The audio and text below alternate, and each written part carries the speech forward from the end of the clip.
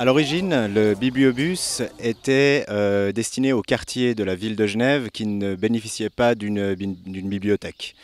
Et donc ils ont mis en place cet outil pour desservir ces différents quartiers. Donc ça, c'était en 1962. Et par la suite, les communes du canton se sont intéressées à cet outil et ont demandé à la ville de Genève de pouvoir en profiter également. Et en 1968, une première convention a été passée avec certaines communes et on a commencé à tourner dans le canton. Service gratuit de la ville de Genève en collaboration avec l'Association des communes genevoises, le Bibliobus, c'est aujourd'hui une flotte de 4 véhicules qui circulent dans 28 communes du canton. Ce matin, halte à Choulais, une tournée mensuelle. Ça permet aux enfants de pouvoir venir, regarder et puis prendre des livres sur pour le mois. Et puis d'éviter de descendre en ville où les bibliothèques sont loin pour nous. Notre mission première, évidemment, c'est de donner accès à la lecture et à l'information. Ça, c'est notre mission première, mais c'est la mission qui est commune à toutes les bibliothèques. Donc nous, après, on a la particularité d'être un service de proximité, c'est-à-dire qu'on va vers les gens. Habituellement, c'est les gens qui vont en bibliothèque. Nous, c'est un peu l'inverse. Ça fait longtemps que je connais le bibliobus qui vient régulièrement à Choulais. J'avais été moi-même au bibliobus quand j'étais petit, parce que j'ai grandi à Choulais.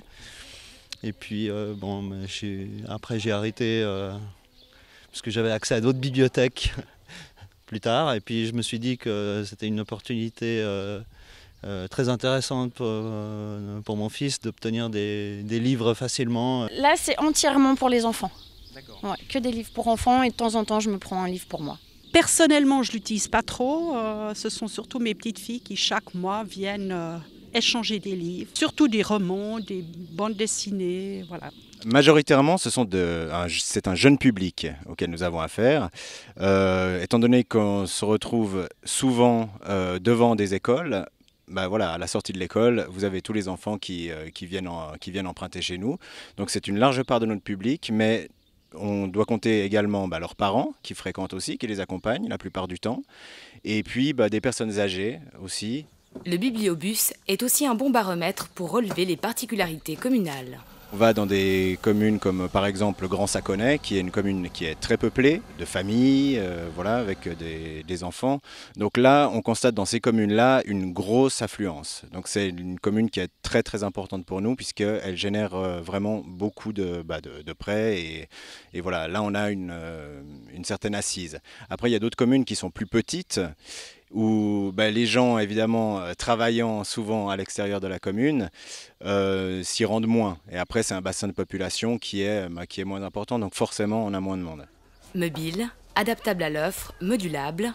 Mais quel pourrait être l'avenir du Bibliobus ? Je pense que de toute façon, le service de base doit être conservé, évidemment, puisque c'est quand même l'intérêt de nos lecteurs. Mais après, je pense qu'on peut le diversifier, et notamment en développant des actions de médiation. On pourrait par exemple recevoir des auteurs, faire des ateliers autour du livre. On a une animation qu'on propose régulièrement, qui est une animation autour de tablettes. Donc ces tablettes, il y a un petit quiz dessus, et ça vous permet de retrouver des livres dans les bus, donc d'amener les gens dans le bibliobus et découvrir nos collections, mais également de pouvoir leur présenter toute application en lien avec la lecture. Et la tournée du jour est finie, on resserre tous les rayonnages, ici évidemment.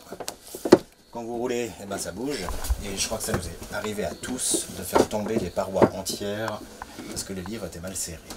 Et si l'on pousse encore plus loin la réflexion ? Dans les développements possibles, au-delà du numérique, avec l'outil qu'on a actuellement qui est le Bibliobus, il est difficile de prévoir d'autres évolutions possibles. On pourrait se dire qu'on développe un service, par exemple, qui serait lié au bibliobus, de navette sur le lac, et puis on desservirait tous les bords du lac avec une bibliothèque ambulante. Ça peut être aussi un autre aspect. Maintenant, ça, c'est dans l'avenir, peut-être. Une fenêtre sur le monde, dit le slogan des bibliothèques municipales. Une fenêtre pour les échanges aussi, hors les murs. Ce que j'apprécie particulièrement dans cette mission, c'est évidemment le rapport au public. Puisque les gens qui viennent chez nous, ils ne sont pas forcés de venir. Donc ça, c'est un grand avantage. Ils viennent par plaisir. Donc du coup, on a un rapport avec eux qui est la plupart du temps très amical. On échange beaucoup, c'est-à-dire que eux nous font part de ce qu'ils ont apprécié dans leur lecture, nous on peut leur recommander d'autres lectures, on commence à les connaître, on voit les habitudes et puis évidemment il y a des liens qui se créent. Donc ça c'est quelque chose qui est très intéressant.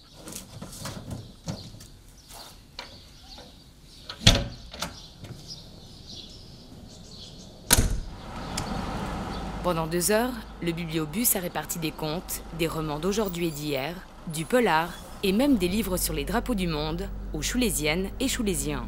Retour du prêt dans un mois, avec prolongation possible, bien sûr.